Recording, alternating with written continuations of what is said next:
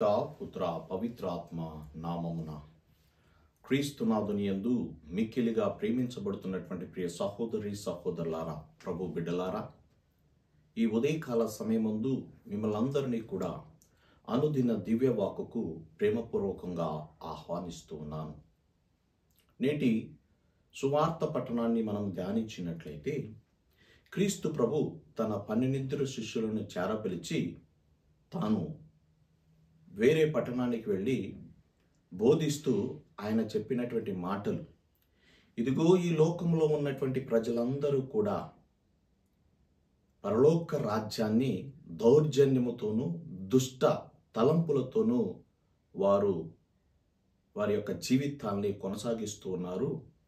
వారు జీవించేటువంటి జీవిత విధానములో వినమ్రత, శాంతి, సమాధానము, ఐక్యత వీటన్నిటిని కోల్పోయి వారి యొక్క జీవితము క్రీస్తు ప్రభు యొక్క రాకకు విరుద్ధంగా జీవిస్తున్నారని ప్రభు నొక్కి వక్కాణిస్తూ ఉన్నాడు. ఈ పరలోక రాజ్యములో దౌర్జన్యులు దౌర్జన్యంగా జీవిస్తున్నారు, దుష్టులు దుష్ట తలంపులతో జీవిస్తూ ఉన్నారు. వీరి యొక్క జీవిత విధానాన్ని మనము పరిశీలించినట్లయితే వారి యొక్క జీవితము రామారామి అంతా కూడా విరుద్ధంగా ఉన్నదని పలుకుతూ, అలనాడు స్నాపకుడగు యోహాను కూడా వారి యొక్క బాగోగుల కోసము, వారి యొక్క కుటుంబ శాంతి సమాధానాల కోసము, ప్రభు యొక్క రాక కోసమే సంసిద్ధులు చేసి ఉన్నారు. అదేవిధంగా ప్రవక్తలు కూడా ఆ యొక్క ప్రభు యొక్క రాక కోసము, దేవుని యొక్క ఆత్మను, దేవుని యొక్క శాంతిని, సమాధానాన్ని వారి జీవితములో పొందటానికి అనేక సార్లు వారు వాక్కు రూపంలో ప్రవక్తలు సైతము కూడా ప్రబోధించారని నేటి సువిశేష పట్టణంలో ప్రభు మనకు పలుకుతూ ఉన్నాడు. అవును ప్రియ సహోదరి సహోదరులారా, మనము జీవించేటువంటి ఈ యొక్క జీవితము అగాధమైనటువంటి జీవితము. ఎప్పుడయ్యా ఈ జీవితం అగాధం అంటే, చిమ్మ చీకట్లు కమ్ముకొని ఉంటుందంటే, ఎప్పుడైతే మనం ప్రభువుకు దూరంగా ఉంటామో అప్పుడే మన జీవితం ఒక అగాధంలా మారుతుంటుంది. మనము చిమ్మ చీకట్లు కమ్మినటువంటి చీకట్లో మనం ప్రయాణిస్తూ ఉంటాం.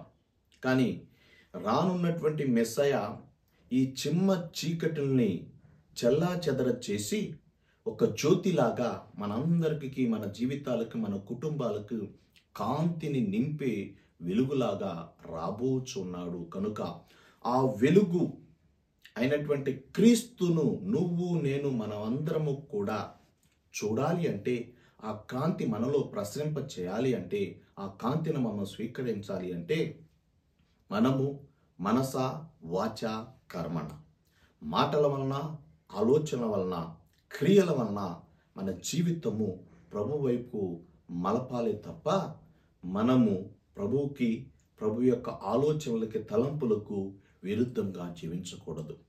ఎప్పుడైతే మనము మనచ వాచ కర్మణ, మాటలోను, ఆలోచనలోను, క్రియల్లోను క్రీస్తు యొక్క మార్గంలో మనం పయనించినట్లయితే దేవుని యొక్క ఆ వెలుగు, ఆ జ్యోతి 30దంతులుగా, 60దంతులుగా, 100అంతులుగా నీకును, నాకును, మన కుటుంబాలకును శాంతిని, సమాధానాన్ని దయచేస్తుందని చెప్పేసి నేడు ఈ యొక్క ప్రభు ఇచ్చినటువంటి సందేశం ద్వారా మనం తెలుసుకోగలుగుతాం ప్రియ సహోదరి సహోదరులారా.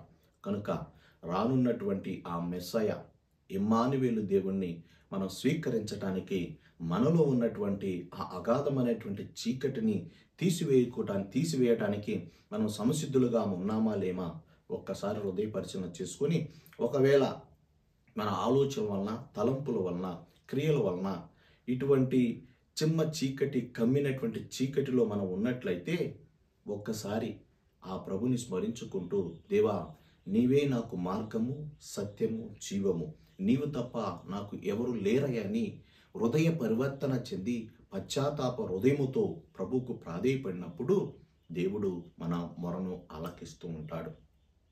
ఆలకించటమే కాకుండా ఆయన వాక్యంలో వాగ్దానం చేసిన విధముగా, ఓ తల్లి తండ్రి విడిచినను నేను మాత్రం నిన్ను విడువను, నీ బాధల నుండి, నీ విక్కట్ల నుండి, నీ శ్రమల నుండి, అన్నిటి నుండి విడుదలనిచ్చే దేవుడును నేనే అని చెప్పేసి మనకు నొక్కి వక్కాణించి పలుకుచున్నాడు. కనుక అందుకనే మత్తయి సువార్త 11వ అధ్యాయం 28వ వచనంలో, ఇదిగో ఆకలి దప్పులతో ఉన్నటువంటి సమస్త జనులారా, వ్యాధి బాధలతో ఉన్నటువంటి సమస్త జనులారా, అదేవిధంగా దుష్ట తలంపులతో ఇదిగో కృంగిపోతున్నటువంటి సమస్త జనులారా, ఇదిగో మీరందరూ నా వద్దకు రండి, నేను నీకు నిత్య విశ్రాంతినిచ్చేటువంటి దేవుణ్ణి అంటున్నాడు. కనుక ఆయన మానవ మాతృ రూపంలో మన మధ్యకు రానున్నాడు. కనుక మన భారాలను, మనకున్నటువంటి సమస్యలను ఆయనకు సమర్పించి మనమందరం కూడా నీతివంతమైనటువంటి బిడ్డలుగా, ప్రభు బిడ్డలుగా మెలిగేటువంటి భాగ్యాన్ని ప్రభు మనందరికి కూడా దయచేయాలని ప్రత్యేకంగా మనం ప్రార్థన చేద్దాం. దేవుని యొక్క ఆశీర్వాదాలను పొందుదాం. పితా, పుత్ర, పవిత్రాత్మ నామమున.